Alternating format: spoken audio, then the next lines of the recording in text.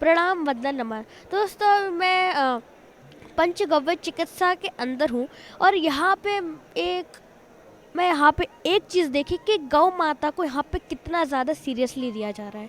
और हमारे भारत के अन्य जगहों से जैसे उत्तर, दक्षिण, पूर्व, पश्चिम में गाय को इतनी तरीके से नहीं लिया जाता और इसका कल्चर भी अलग है। गांव में लिया जाता है, जैसे कि उत्तरी भारत में और पूर्वी भारत में जो गाय होती है उसको हम छोड़ देते हैं जंगल के अंदर ताकि वो खाए और आ जाए, और उससे बहुत दूध मिलता है। और इंडिया के अंदर इतना कल्चर है कि हर चीज़ के अंदर कल्चर हो रहा है और उसकी जो मेन चीज़ है वो है गौ माता।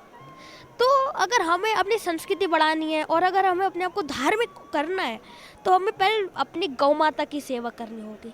जैसे कि हम कहते हैं कि अगर हमें 4 वेदों को बढ़ाना है तो हमें गुरुकुल बनाने पड़ेंगे, ऋषि कुल बनाने पड़ेंगे, और इससे एक और चीज़ ज़रूरी है, वो है गौ माता। अगर हमारी गौ माता आगे बढ़ेगी तो हम लोग आगे बढ़ेंगे, क्योंकि गौ माता के अंदर 33 कोटि देवता होते हैं। उसके अंदर 12 आदित्य, 11 रुद्र, 8 वसु, 2 अश्विनी कुमार। तो इन 33 कोटि देवताओं में इतनी सारी शक्ति होती है कि हमारे सब, मतलब कि मैं इसको डिस्क्राइब नहीं कर सकता, इतनी चीज़ें होती है। और इन 12 आदित्य के अंदर इतने सारे लोग होते हैं कि मैं उनका नाम नहीं बोल पाता, इतने लोग होते हैं। मैंने पढ़े हैं, मेरी डायरी में भी लिखे हैं। तो इसी चीज़ के लिए गौ माता की इतनी सारी चीज़ें जो हमारे पूरे परिवार और पूरे देश को सुख में कर सकती है।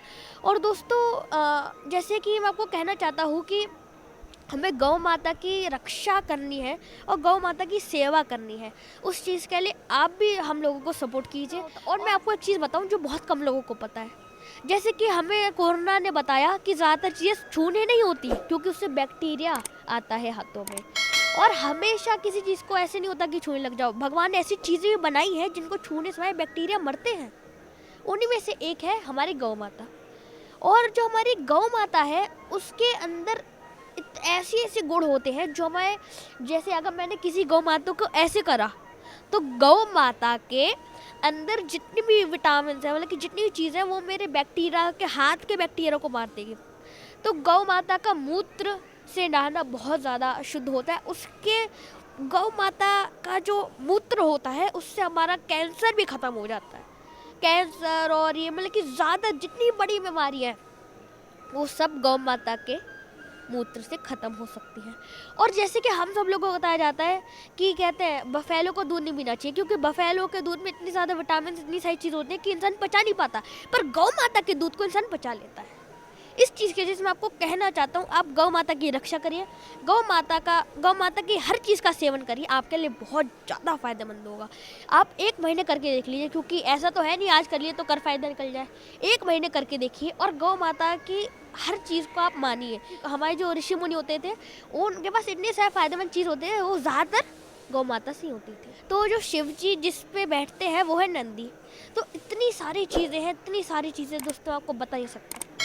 इसलिए मैं आपसे कहना चाहता हूँ कि आप जो मैंने चीज़ बताई आप उन सब चीज़ों को करिए।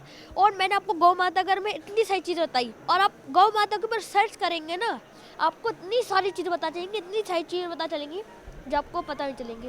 जैसे कि मैं मतलब कि मैंने थोड़ी बहुत गीता पढ़ी है। गीता का एक श्लोक है, वो है ऊर्ध्वमूलम मदस्साकम अश्वत्थम प्राहुरव्यम छन्दांसि च पर्णानि यस्तं वेद स वेदवित्। तो इस श्लोक का मतलब है कि ये पूरी जो संसार है एक वृक्ष है, उसके ऊपर भगवान है, उसके नीचे हम लोग हैं। तो इसका मतलब हुआ कि ऊपर भगवान है, नीचे है। जो वेदों को पढ़ लेगा उसको ऊपर का नीचे का ज्ञान हो जाएगा। तो वेदों के अंदर भी ज़्यादातर गौ माता की चीज़ें बताई जाती हैं। नमस्कार।